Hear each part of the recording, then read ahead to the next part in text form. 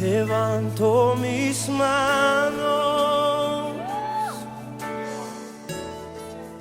aunque no tenga fuerza. Levanto mis manos, aunque tenga mil problemas. Cuando levanto mis manos, comienzo a sentir. ¿Por qué la iglesia de Cristo no tiene instrumentos? ¿Qué pasa que no hay una batería? ¿Qué pasa que no hay un bajo? ¿Que no hay un piano? ¿Que no hay una organeta? ¿Sí? Si el rey David danzaba, cantaba, si en los salmos se habla de salterios, se habla de arpa, se habla de címbalos. ¿Qué sucedió en el Nuevo Testamento, en el Nuevo Pacto? Entonces hoy, mis amados hermanos, vamos a enterarnos qué fue lo que sucedió. Voy a orar para dar inicio a este estudio, mis amados hermanos. Oremos. Bendito Dios y Padre Celestial, Señor, nuevamente te damos gracias por la vida, porque tu amor ha sido grande y manifiesto en nosotros, Señor.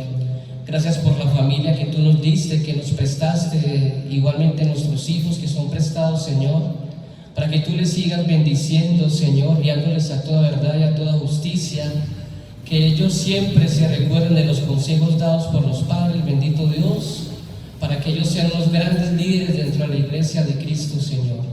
Te pedimos bendición por todos los presentes, mis amados hermanos, los que no han venido también, para que agilicen sus pasos, Señor, y vengan a escuchar palabra tuya, consejo tuyo, para que hoy podamos salir edificados, bendito Dios. Te damos pues gracias, Señor, y utilízame en este momento, en el poder y en el glorioso nombre de tu Hijo amado Jesucristo. Te pedimos estas cosas, amén y amén. Bueno, mis amados, vamos a mirar algo para poder entrar en la introducción. ¿Quién se recuerda cuál fueron los músicos más grandes del Antiguo Testamento? Yo creo que todos deben de saber. ¿Quién fue? El rey David. Él incluso llegó a inventar instrumentos musicales. Vamos rápidamente a Primera de Reyes, que dice la diapositiva, Primera de Reyes, capítulo 10, versículo 12.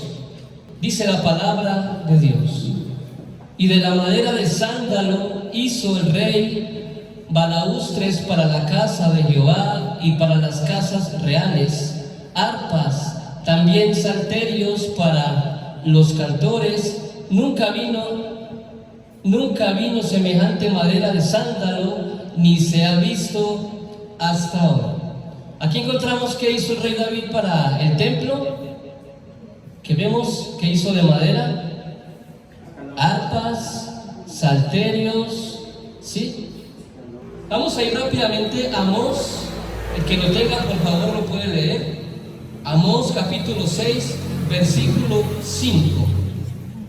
Dice la palabra de Dios. Aquí en la Reina Valera Internacional 1960 dice: gorjean al son de la flauta e inventan instrumentos musicales como ¿quién? Como David. Ok. David es llamado el dulce cantor de Israel. Segunda de Samuel 23, vamos rápidamente. Hoy va a ser un día que vamos a leer bastantes textos del Antiguo Testamento. Segunda de Samuel capítulo 23, versículo 1. Dice la palabra de Dios: estas son las palabras postreras de David. Dijo David, hijo de Isaí, dijo aquel varón que fue levantado en alto, el ungido del Dios de Jacob, el dulce cantor de Israel. Amén. Los hebreos no utilizan la música como un pasatiempo, mis amados hermanos. Los hebreos siempre en toda su historia la han utilizado como acompañamiento al culto sacro, ¿sí? Y de las ceremonias reales. Vamos a ver el primer músico conocido. Yo creo que muchos se recuerdan de ustedes. El primer músico conocido que encontramos en la Biblia, ¿sí? Vamos rápidamente, Génesis 4:21. Él fue el padre de todos los que tocan ¿qué? Arpa y flauta. Aunque muchos teólogos creen que la música nace en el cielo, ¿ustedes creen que la música en dónde nació? ¿Nació con Jubal? ¿Sí? Como lo dice el texto Génesis 4:21, ¿o en qué lugar nace? ¿Quién cree que nació en el cielo? Alce la mano. Pocos. Ok. Vamos a ver por qué dicen los teólogos que la música posiblemente nació en el cielo. Vamos a Ezequiel 28, versículo 13. Dice la palabra del Señor: en Edén, en el huerto de Dios, estuviste. De toda piedra preciosa era tu vestidura, de cornerina, tapacio, jaspe, crisólito, berilo y ónice, de zafiro, carbunclo, esmeralda y oro. Los primores de tus tamboriles y flautas estuvieron preparados para ti en el día de tu creación. ¿De quién se está hablando? En el versículo 14 dice: ¿de quién? Tú, querubín grande, protector. No era cualquier querubín, era un querubín grande y protector. Yo te puse en el santo monte de Dios. Allí estuviste, en medio de las piedras de fuego te paseabas. Pero vamos a quedarnos en el versículo 13, y aquí dice que Dios, que Jehová le preparó antes de que naciera, ¿sí? Tamboriles y flautas estuvieron preparados para ti en el día de tu creación. ¿En el día de la creación de quién? Del querubín. Aunque el texto, ¿sí? En primera instancia, ¿de quién se viene hablando? ¿Del rey de dónde? Del rey Tiro. Del rey Tiro. Pero este es un texto que tiene un trasfondo, ¿sí? A esto se le puede llamar lo que llaman los judíos un midrash, o sea que detrás del texto hay algo espiritual, sino que uno lo toman y otros no lo toman. Pero bueno, el caso es que los teólogos que dicen que sí lo toman, ¿sí? Como la biografía fúnebre de Satanás, ellos dicen que antes de la creación de este querubín, ¿qué fue lo que formó Dios? Y se lo entregó a él, los tamboriles y las flautas preparados para ti en el día de tu creación. Continuemos. Volviendo a la antigüedad, la música acompañaba las fiestas familiares y religiosas, ¿sí? Y eran vocales o música instrumental. Pasando a la otra diapositiva, vamos a ver la música de los hebreos.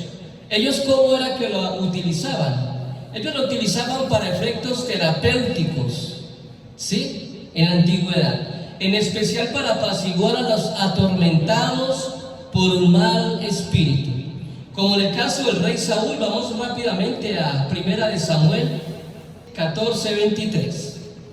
El espíritu de Jehová se apartó de Saúl y le atormentaba un espíritu malo de parte de Jehová. 15. Y los criados de Saúl le dijeron: he aquí, ahora un espíritu malo de parte de Dios te atormenta. Vamos a la conclusión en el versículo 23. Y cuando el espíritu malo de parte de Dios venía sobre Saúl, David tomaba ¿qué?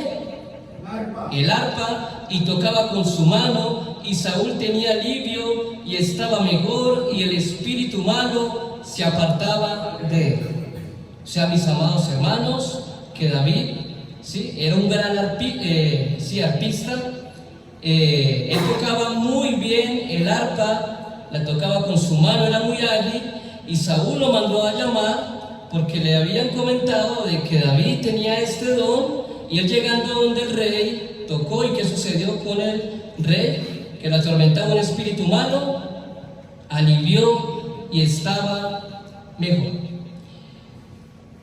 En otras ocasiones también la música se utiliza para alcanzar el éxtasis profético. Leamos ahí mismo en 1 de Samuel, atrás unos capítulos, capítulo 10, versículo 5.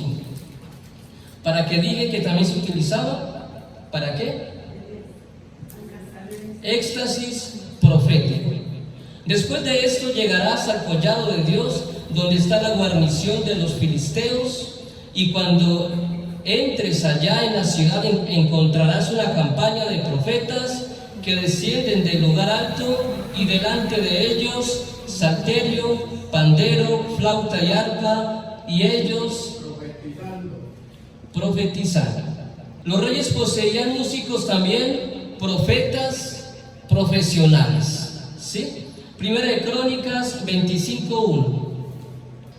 Asimismo David y los jefes del ejército apartaron para él ministerio a los hijos de Asaf, de Emán y de Yedutún, para que profetizasen con arpas, salterios y címbalos, y el número de ellos, hombres idóneos para la obra de su ministerio. Vamos hasta ahí nomás. Pero ¿para qué eran llamados los profetas también? ¿Cómo profetizaban? También con arpas, salterios y címbalos. Así como Asaf, que profetizaba también, como dice, arpas, salterios y címbalos. Recordemos solamente para que lo tengan en cuenta en el capítulo 6 de Josué, que sucedió la caída de ¿quién? De Jericó, los muros que fueron derrumbados ¿con qué? Con toque de trompeta, toque de shofar. También en momentos de duelo se le hacía a los cantores o a cantoras que recitaran las lamentaciones de Jeremías. Vamos rápidamente a Segunda de Crónicas 35:25. Segunda de Crónicas capítulo 35 versículo 25. Vuelvo a recordarles para que lo tengan en cuenta en momentos del duelo, ¿sí? ¿Qué hacían los israelitas? Llamaban a cantores y a cantoras que recitaban las lamentaciones del profeta Jeremías. Dice la palabra: y Jeremías endechó en memoria de Josías. Todos los cantores y cantoras recitan esas lamentaciones sobre Josías hasta hoy. Esta era la costumbre, y las tomaron por norma para endechar en Israel, las cuales están escritas en el libro de los lamentos. Vamos rápidamente a Mateo capítulo 9. Ese sí lo saben encontrar fácil. Mateo capítulo 9 versículo 23. Al entrar Jesús en la casa del principal, viendo a los que tocaban flautas y la gente que hacía alboroto, que vio el Señor Jesucristo, quien estaba tocando flautas, y en qué lugar y en qué momento. ¿En dónde estaba el Señor Jesucristo? ¿En la casa de quién? De Jairo. ¿Qué pasaba con su hija? Había muerto. Entonces estaban ¿qué? Haciendo el velorio, ¿sí? Entonces entró el Señor Jesucristo y él escuchó que en la casa principal estaban tocando flautas y que la gente hacía gran alboroto por la muerte de la hija de Jairo. Si vemos que era una costumbre en la antigüedad y que en los tiempos del Señor Jesucristo todavía se hacía esta costumbre. Ok.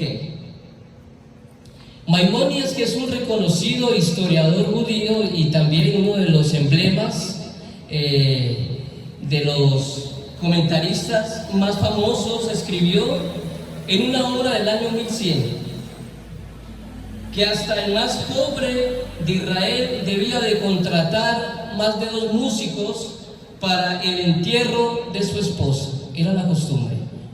El más pobre de Israel debía de contratar 2 músicos. La costumbre era contratar 2 músicos, ¿para qué? Para el entierro de la esposa. Continuando con la música del Antiguo Testamento, vamos rápidamente a Primera de Crónicas capítulo 16, del versículo 4 al versículo 6. Cuando el arca fue instalada, un cuerpo de oficiales, de músicos, les estoy explicando algo primero para ir después al versículo, hermanos. Cuando el arca ya fue instalada, ¿sí?, se escogieron un grupo de oficiales, de músicos y cantantes entrenados, ¿sí?, y se establecieron allí para permitir la adoración. Primera de Crónicas 16, 4 y 6, por favor. Y puso delante del arca de Jehová ministros de los levitas, ¿quién? El rey David, para que recordasen y confesasen y lo hacen a Jehová, Dios de Israel. Vamos terminando el versículo 5, dice: con sus instrumentos de salterios y arpas, pero Asaf sonaba los címbalos. Los salmos comenzaron a ocupar, mis amados hermanos, escuchen muy bien, a los que les gusta estudiar los salmos, ¿sí? Los salmos ocupaban un lugar muy importante para todo israelita. Habían cánticos de lamentos, o sea, los salmos tienen una forma de estudiarlos. Hay un libro muy bueno que son 3 tomos, que cada libro tiene más o menos 2200 páginas, lo sacó Spurgeon, ¿sí? Uno de los bautistas más famosos del año 1700. Yo tengo 2 tomos, me hace falta el último. Explican los salmos y hacen la diferencia que existen diferentes salmos, ¿sí? Y utilizan un versículo y por medio de un versículo hacen toda una predicación. Hay salmos de lamento, ¿sí? Para funerales, para momentos trágicos, para momentos de angustia. Hay salmos también de alegría, hay salmos de agradecimiento, todos acompañados de instrumentos según su número, porque la misma palabra salmo significa arpa tocada, ¿sí? Aquí entramos en el estudio de los salmos. ¿A quién le gusta estudiar los salmos? Alce la mano, a profundidad. Ya saben que ahí está el tomo para que lo compren, o para leerlo toda la vida, 2200 páginas. Aquí entramos en el estudio de los salmos, como les dije, separados por géneros. Ahora, como los cánticos, ¿qué utilizaban ellos? Ellos utilizaban los salmos 120 al 134 para subir a Jerusalén. Cada vez que los israelitas iban a subir a Jerusalén, recitaban el salmo 120 al 134. Vamos acercándonos poco a poco ya al Nuevo Testamento, ¿sí? Vamos como en el contexto histórico, nos vamos acercando poco a poco a la iglesia del Nuevo Testamento. Luego en la cautividad de Babilonia, sí, ya pasamos el tiempo de David, ya pasamos el tiempo de Saúl, ya pasamos la organización, cómo era en la antigüedad del templo, y ya nos ubicamos más o menos en el año 580 al año 535, cuando se llevó la cautividad en Babilonia. Aquí surge algo, surge un nuevo sistema de una escuela no dominical, sino una escuela sabática, a la que le llamaron la sinagoga. ¿Qué hacían los judíos en la escuela sabática? Que se les enseñaba la Torá, que es la ley de Dios, los profetas, los salmos, ¿sí? Esto ellos recorrían e iban cada sábado a estudiar programadamente la Biblia, y de septiembre a septiembre terminaban de leer toda la Torá o toda la ley de Dios con sus comentarios, y incluido lo que tenían los profetas que ver con cada capítulo. O sea, ellos son muy programados a la manera de estudiar. Ahora, ya como comenzamos a acercarnos, porque el templo comenzó a decaer, entonces ellos tenían que buscar una manera de seguir contemplando la adoración a Dios, y era por medio del templo. Ahora, la enseñanza en la sinagoga era clerical y de culto muy afectivo para todo israelita. Ya no era dirigido, mis amados hermanos, ya en el momento de la sinagoga que surge en el año 500 a.C., ¿sí? Ya no eran los clérigos, los sacerdotales o la línea sacerdotal la que dirigían estas escuelas, le podemos decir, pues de teología, ¿sí? Aquí se leían en cada Shabbat o el día del Señor la ley, los profetas y los salmos, como les dije, que eso eran enseñanzas. Allí oraban, allí daban bendiciones de el inicio hasta el final. Aquí comenzó a verse algo muy parecido al culto, lo que hoy en día llamamos al culto dominical cristiano, ¿cierto? Oraciones, peticiones, un estudio, una enseñanza, cánticos al principio, cánticos al final. ¿Cierto que es algo muy parecido ya? La música siempre fue acompañada al hombre, mis amados hermanos. Desde un principio la música ha acompañado al hombre y a todo israelita en forma activa, primeramente clerical y de culto, pero también para fiestas, de todo tipo, pero también para momentos muy tristes del ser humano. En los tiempos siguientes, ya después de, nos vamos acercando al año 300 con Alejandro Magno, la toma de los griegos, ¿sí? Más atrás, ya podemos ubicarnos cuando llegaron los romanos, 40, 60 años antes de Cristo. ¿Y cuál era la forma del culto?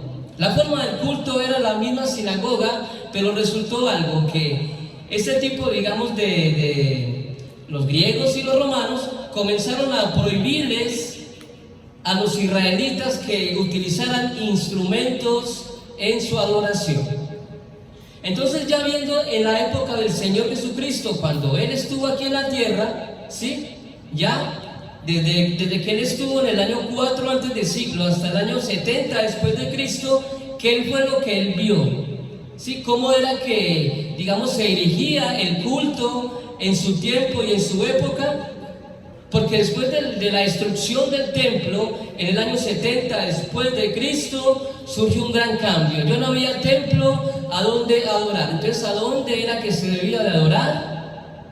Mis amados hermanos, en Jerusalén existían ciertas restricciones, como les dije, en los tiempos del Señor Jesucristo, de parte de los griegos, como les acabé de recordar, 3 siglos antes de Cristo, y luego los romanos, ¿sí? Ahora, en el tiempo del Nuevo Testamento, encontramos en los evangelios. Ahora sí nos ubicamos en los evangelios, ¿sí? Vamos rápidamente. Lucas 7, versículo 32 y Mateo 11, versículo 7. ¿Qué encontramos en los tiempos del Nuevo Testamento? Se seguía hablando de instrumentos, mis amados hermanos. ¿Quién puede leer Lucas 7, versículo 32? Dice la palabra de Dios: semejantes son a los muchachos sentados en la plaza, que dan voces unos a otros y dicen: os tocamos flauta y no bailasteis, os endechamos y no llorasteis. ¿Sí? Sigue la costumbre de tocar instrumentos, de tocar flauta, de bailar. ¿Para qué? Para bailar, y otros para llorar. Ok. No vamos a leer Mateo 11:7 porque aquí se encuentran los conceptos de flauta y de danza todavía en el Nuevo Testamento, en los tiempos del Señor Jesucristo. En la sinagoga, como les dije, ya estaba prohibida la música. Por eso se entonaban en forma de letanías. En forma de letanías era como se dirigía el antiguo culto. Probablemente los primeros cristianos, aquí ya nos vamos ubicando ya en el Nuevo Testamento. Ya miramos desde el Antiguo Testamento, ya nos estamos ubicando en el Nuevo Testamento. Los primeros cristianos, mis hermanos, ellos adaptaron a su propio culto lo que vieron en las sinagogas en forma de salmos recitados, himnos y cantos espirituales. Leamos Efesios 5:19, un texto demasiado conocido. ¿Quién lo puede leer, por favor? Anímense unos a otros con salmos, himnos, canciones espirituales. Canten y alaben al Señor con el corazón. Amén. ¿Quién tiene Reina Valera? Hablando entre vosotros con salmos, con himnos y cánticos espirituales, cantando y alabando al Señor en vuestros corazones. Ok. Hablando entre vosotros con salmos, con himnos y cánticos espirituales. ¿Cómo es que adora la iglesia del Nuevo Testamento, mis amados hermanos? Hablando entre vosotros con salmos, con himnos y cánticos espirituales, cantando y alabando al Señor en vuestros corazones. Amén. ¿Quién puede buscarme Colosenses capítulo 3, versículo 16? Y otro que me busque Santiago, capítulo 5, versículo 3. Y otro que me busque 1 Corintios, capítulo 14, versículo 15. Leamos. ¿Qué dice Colosenses 3:16? Venga, Colosenses. Ajá. La palabra de Cristo mora en abundancia en vosotros, enseñándonos y exhortándonos unos a otros en toda sabiduría, cantando con gracia en vuestros corazones al Señor con salmos e himnos y cánticos espirituales. Amén. Gracias, hermanito. Cantando con gracia en vuestros corazones al Señor con salmos, e himnos y cánticos espirituales. ¿Quién tiene, por favor, Santiago 5, 13? Santiago capítulo 5, versículo 13. ¿Está alguno entre vosotros afligido? Haga oración. ¿Está alguno alegre? Cante alabanzas. Amén. Y terminamos con 1 Corintios 14, 15, por favor. Sí. ¿Qué debo hacer entonces? Pues orar con el espíritu, pero también con el entendimiento. Cantar con el espíritu, pero también con el entendimiento. Amén. Vamos a ver algo, mis amados hermanos, un traspaso. Así como la antigua ley era de una forma más literal, ¿sí? No tan simbólica, y el que hiciera o cometiera algún agravio, ¿sí? En la antigüedad, literalmente, ¿qué le esperaba? La muerte, ¿sí? Pero ya en el Nuevo Testamento entra la gracia, y dentro de la gracia está que ahora debemos de adorar, ¿en dónde? En nuestro corazón, ¿sí? En nuestra alma, en nuestro cuerpo, en todo nuestro ser. Y aquí entra un gran debate, aunque la mayoría de los teólogos que siguieron posteriormente, los padres apostólicos, que son luego los que siguieron a los primeros apóstoles, ¿sí? Los que quedaron, todos decían lo mismo, mis amados hermanos. Muchos de los primeros cristianos, hermanos, al ser de descendencia judía, ¿sí? Porque los primeros cristianos, los primeros que entraron a la eclesía, eran de descendencia ¿qué? Judía, iban a las sinagogas desde niños, era la costumbre. O sea, los apóstoles, Mateo, ¿sí? ¿Quién más? Juan.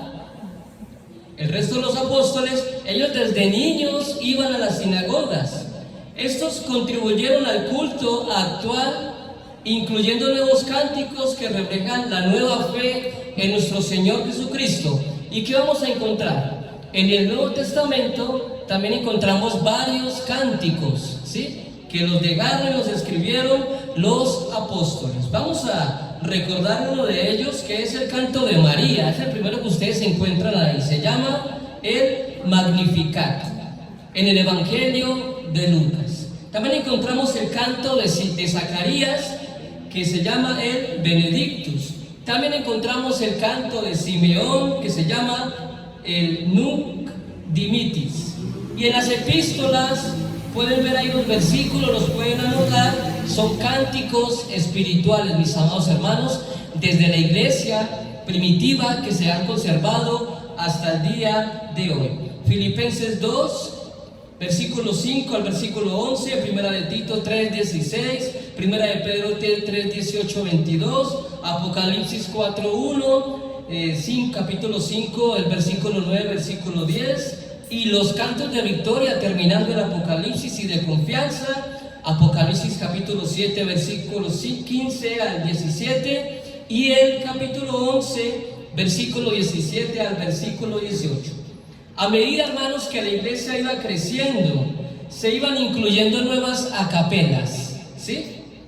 Al culto. Y en los años posteriores de la nueva Roma católica imperial, se comenzaron a utilizar ya los primeros órganos dentro de la iglesia. O sea, fue Roma imperial, después del año 325, luego Constantino, que se comenzaron a introducir ¿qué? Los órganos para administrar o para servir o para, digamos, hacer un llamamiento a las voces. O sea que fue Roma luego que lo incluyó. Ya estamos casi terminando, sino que este es un tema largo, mis amados hermanos, como los que se dan acá los martes. Pero estamos aprendiendo, ¿no? Vamos a ver los registros de los padres históricos, o los padres apostólicos, o los padres griegos, conforme a este tema. Al primero que nos encontramos es ¿a quién? A Orígenes, ¿sí? Orígenes de Alejandría y Justino de Mártir, que se ubican en el año 100 al 165 después de Cristo. En este momento no se efectuaban cultos con instrumentos. Ellos escriben en sus libros. Hasta el momento que ellos vivieron no se incluía ¿qué? instrumentos en el servicio de los cristianos. Eusebio de Cesarea, en el año 275-340, decía también lo mismo. Niceto de Remesiana, en el año 335 al 440, ¿qué fue lo que él dijo? Tenemos los mejores instrumentos, la música de los labios de los hombres. Crisóstomo, en el año 347 al 407, él dice: nuestra lira son nuestras cuerdas vocales. Hoy son nuestros cuerpos en sacrificio vivo, santo, agradable a Dios. ¿Cuáles son nuestros instrumentos de ahora en la iglesia primitiva y hasta el día de hoy que la iglesia de Cristo los reformó? ¿Cuáles son? Son nuestros cuerpos vivos en sacrificio santo, agradable ¿a quién? A Dios. Ese es el culto más personal, ¿sí? Más íntimo de Dios con los hombres, en espíritu y en verdad. Luego, posterior en los años, ya en los tiempos de la Reforma, 1483, 1546, el monje Martín Lutero dijo: el órgano es una insignia de Baal. Bueno, este ya llegó al extremo, ¿sí?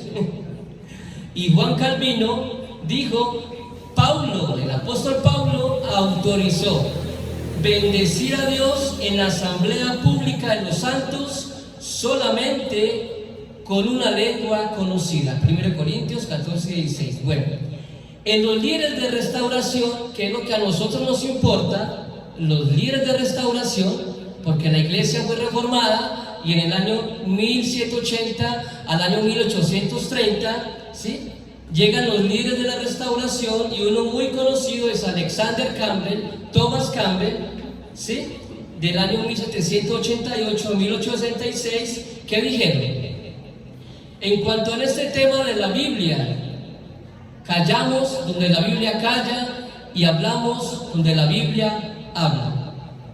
Nos muestra que en el Nuevo Testamento no se utilizaron en el culto instrumentos, ¿sí?, y dijo que el Señor se oponía a su uso, y dijo que solo los instrumentos espirituales es los que se deben de usar. Vamos ya terminando, mis amados hermanos, y hoy no vamos a condenar. ¿Cuál es la conclusión de este tema? Porque ustedes nos van a hacer la pregunta, o quizás ustedes van a pensar: bueno, ¿y qué pasa con las iglesias que sí tocan instrumentos musicales? ¿Qué sucede? Mis amados hermanos, hemos llegado a la conclusión que no vamos a condenar a las iglesias que lo hacen. No podemos condenarlas. Pero la iglesia de Cristo optó por no utilizar instrumentos musicales, ya que el contexto, como iniciamos la charla, el contexto histórico, ¿sí?, bíblico, no lo muestra claramente. Y solo hay muy pocos textos en el Nuevo Testamento que definen el no uso de ellos. Amén. Así que, mis amados hermanos, ese es el punto ontológico y teológico de la iglesia de Cristo, el cual la iglesia reformada, ¿sí?, hemos llegado a esta conclusión de no utilizar instrumentos, porque en la historia de la iglesia, en la historia cuando el Señor Jesucristo estuvo, ya en ese tiempo no se utilizaba. Amén. Así que levanto mis manos, aunque no tenga fuerza. Levanto mis manos, aunque tenga mil problemas. Cuando